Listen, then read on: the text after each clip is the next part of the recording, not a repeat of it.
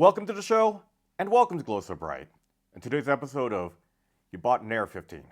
Now what? I'll teach you what sort of things you should get for an AR-15, especially for the first-time firearms owner.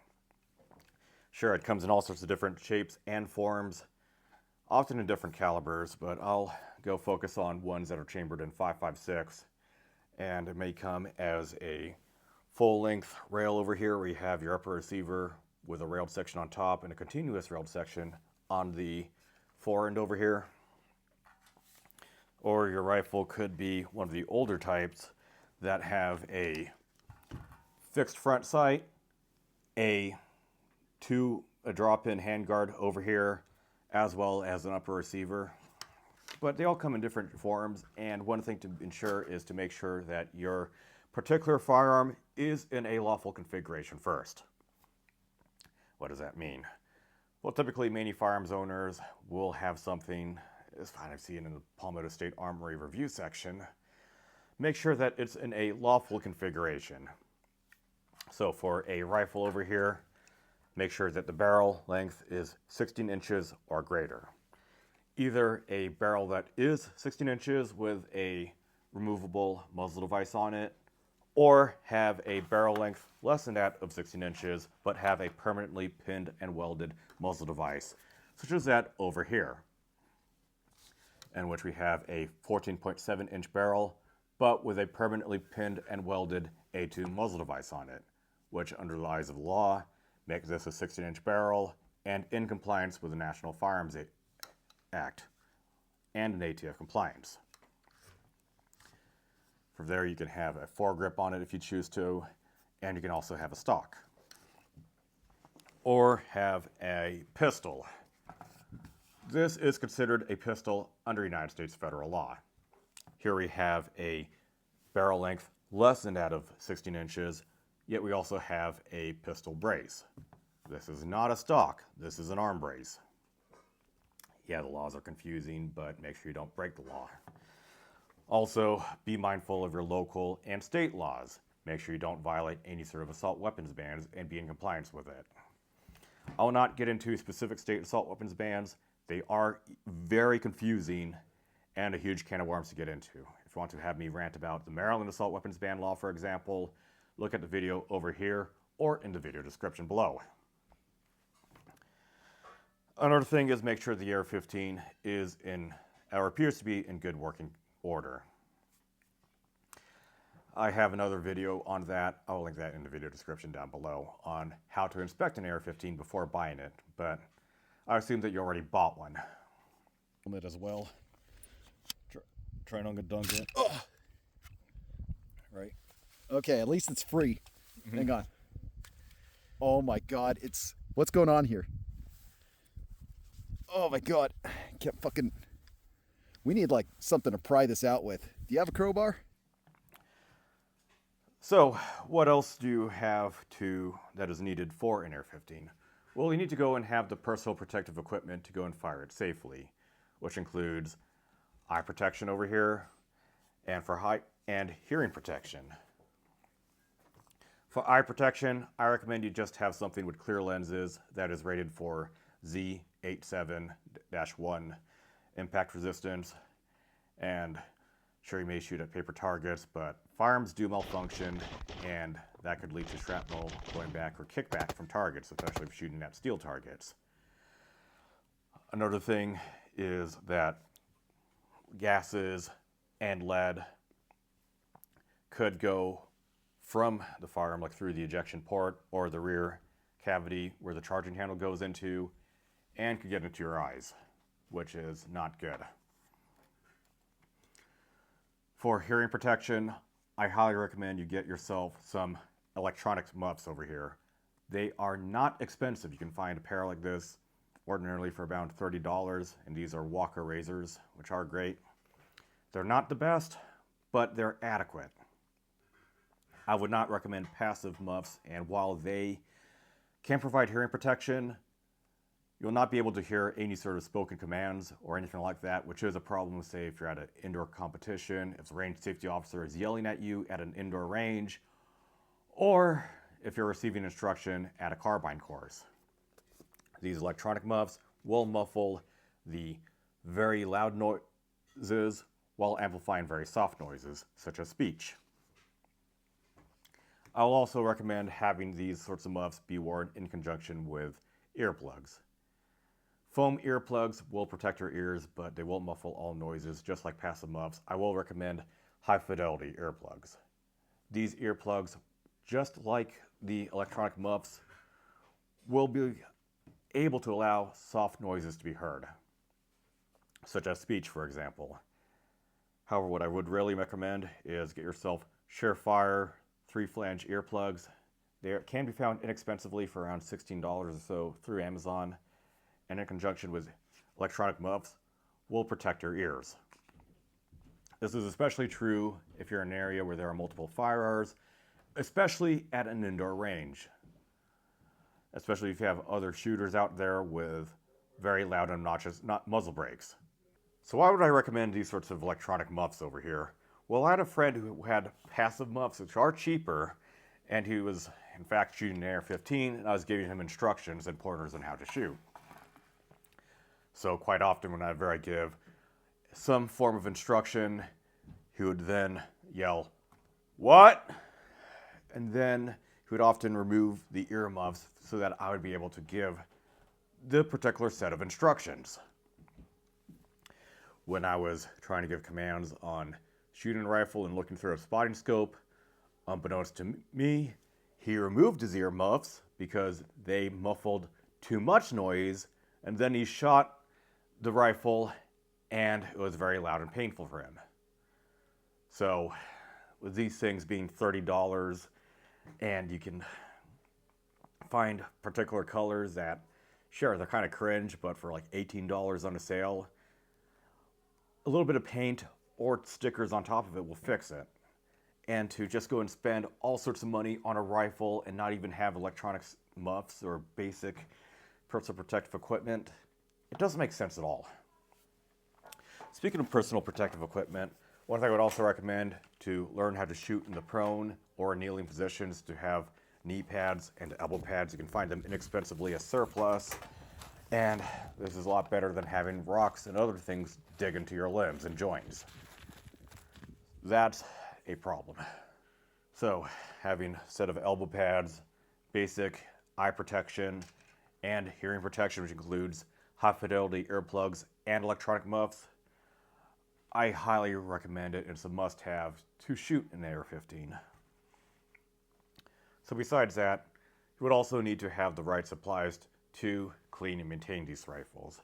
I recommend a caliber-specific cleaning kit, such as a older GI issue kit over here, which includes segmented steel rods and included a patch holder, as well as a bronze bore brush, as well as a chamber cleaning brush, also having a nylon brush, or a more modern kit, such as by Otis. I highly recommend them because they are high quality, they're easy to find replacement parts for them if you lose or break stuff, and they're even found as military surplus for current issue military cleaning kits. They're great quality, and you can use them to go and clean the bore, the parts, the interior and exterior, as well as the chamber, which is quite difficult to clean on these particular firearms over here. Also, some other things I would recommend would be additional cleaning patches, 2-inch patches for the bore, 3 inches for parts and the outside for larger surfaces, as well as tobacco pipe cleaners. These are great for cleaning crevices and nooks and crannies in the AR-15, especially the gas system and other little channels and areas where dirt and gunk and carbon would like to build up inside. Have some decent pair of disposable nitride gloves. These are great to have. You can find them at any sort of hardware store or big box store or on the internet. And you don't want to have solvent, oils, lead, and carbon all over your hands. That's unhealthy. Speaking of solvent, I highly recommend you get Slip 625 solvent or any particular solvent that is safe for rubbers and plastics, but strong enough to dissolve lead and carbon buildup. I like Slip 725 cleaning solvent. You can get a whole lot of it, a big jug of concentrate for about $60, which leads to 5 gallons of cleaner, and as long as you don't spill the container or have it leak and evaporate, it's great. For lubricant, I would recommend you get yourself brake-free CLP, which is the military standard cleaning solvent, cleaning lubricant, or it's multi-purpose. It cleans, lubricates, and protects. And you can get away with having CLP only, but I would recommend your cleaning regimen to have all the parts be cleaned and degreased with solvent, and then with CLP. Empro 7 is fine, but I wouldn't recommend having lubricants that would gum up and jam the rifle, such as Frog Lube.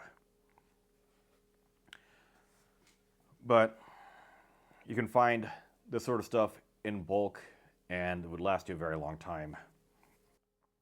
So I talked about personal protective equipment, also talked about cleaning and maintenance equipment for your AR-15. Now, what else would you need for your AR-15? Well, you're going to go need ammunition, and you're going to go need magazines. What type of ammunition do I recommend? I would recommend you have M193 5.56 ammunition.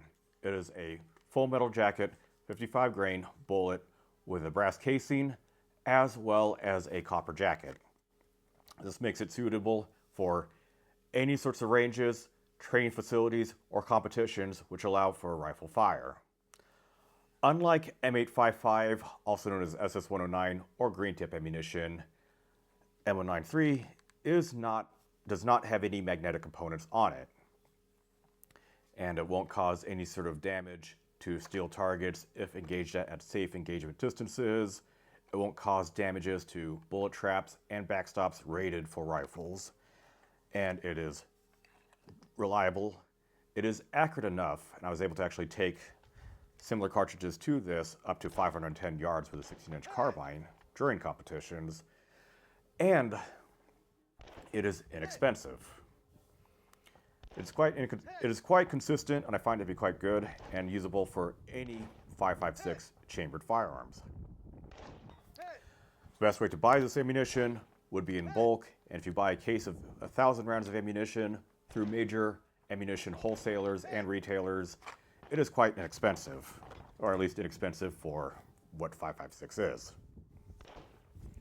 As far as for magazines, I highly recommend 2 types of magazines. Either your Brownells 30-round aluminum magazine or your Magpul Gen 3 PMag. So why these 2 magazines in particular? Well, the aluminum magazines, if loaded to 28 rounds, can be seated into a closed bolt and can function reliably. And they also fit in legacy load-bearing equipment, which includes Alice, Molly, the Flick, or the old LBVs. Any sort of legacy and surplus load-bearing equipment which you can find commonly and inexpensively will work perfectly with these sorts of magazines. And they're quite inexpensive. You can find deals and sales on Brownells. You can find them for a 10-pack of them, less than $100, so less than $10 per magazine, and that's quite good. Alternatively, Gen 3 PMags. Why Gen 3 PMags? When loaded to a full 30 rounds, you still have enough clearance to seat these in a closed bolt, which means that you don't have these awkward reloadings and problems where you think you have loaded a magazine and then it falls out after you fire. They are more reliable and robust to me than the aluminum magazines. However, and they also have a neat window on some of them, so you can know how many rounds you have in your magazine. One of the things I don't like about them is due to how wide and bulky these magazines are, especially at the base plate, they will not fit in certain load-bearing equipment. But either of these magazines, I find it to be quite good. And for Gen 3 PMags, I find them $15 per magazine to be a reasonable price. Okay, let's go talk about the firearm itself. At the very least, you should have a set of sights on your firearm, a rear sight and a front sight, and have them be zeroed. I would recommend a 36-yard zero or a 50-yard zero. but different zeros may vary depending on barrel length, shooter's preference, all that sort of stuff. But at the very least, have a set of sights on your firearm and have them be zeroed. For this one with a fixed front sight, have a rear backup iron sight on this. What other accessories would I recommend? I would recommend having a sling, an optic of some sort, as well as a light. Let's go talk about the optic. For most new shooters out there, a reflex sight is what I would consider adequate enough. Unless you have an astigmatism, but if you don't have that, I would recommend a reflex sight. They are the most robust. They are great for close range shooting, especially for home defense, and they work in low lighting conditions. You can find excellent and adequate reflex sights made by Holosun and SIG. For Holosun, I recommend the 403 series, and for SIG, I recommend the SIG Romeo 5 as a beginner or entry-level reflex sight. They have excellent battery life. They are durable.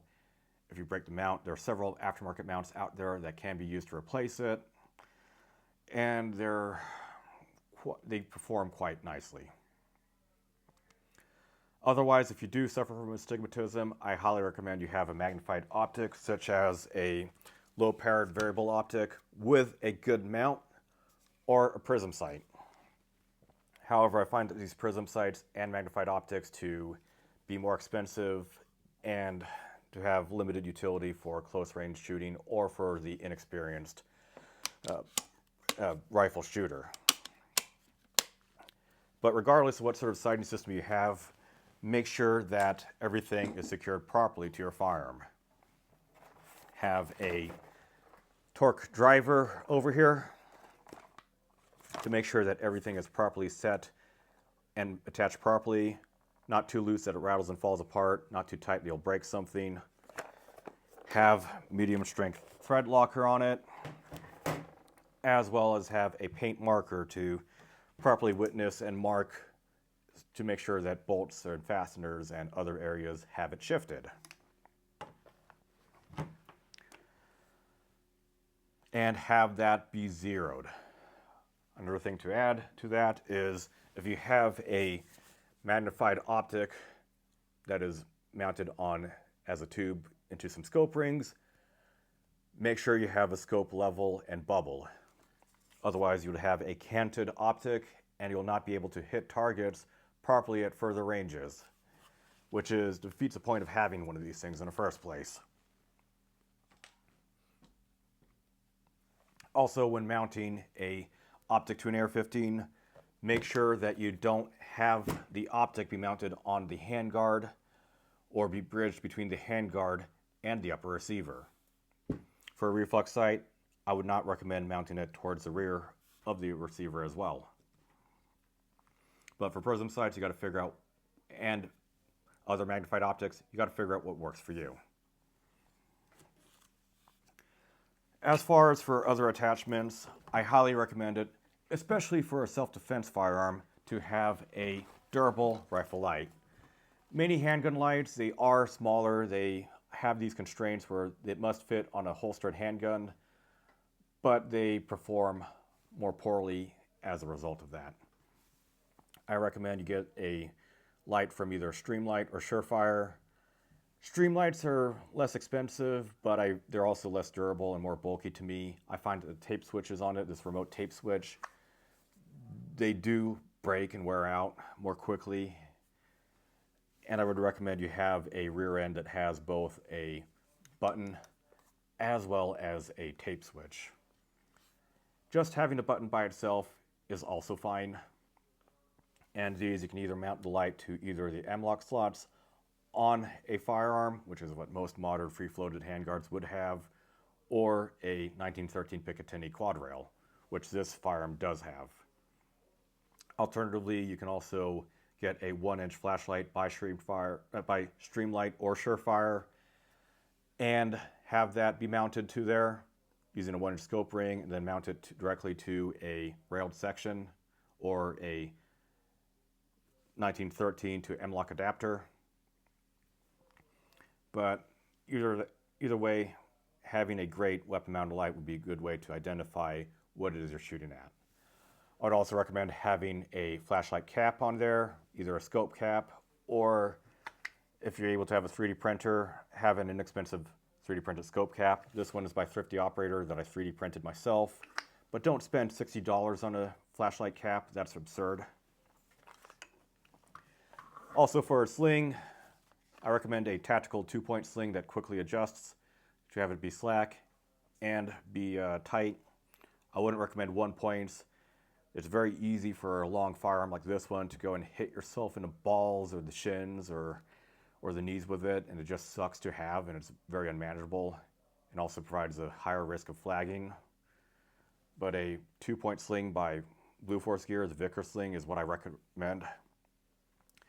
Other slings with metal hardware like the T-Rex sling or the Slingster, those have the susceptibility for them to corrode and wear out, but for these plastic hardware is adequate. Also, this is a military issue sling now, which is quite neat and a testimony to how good it is.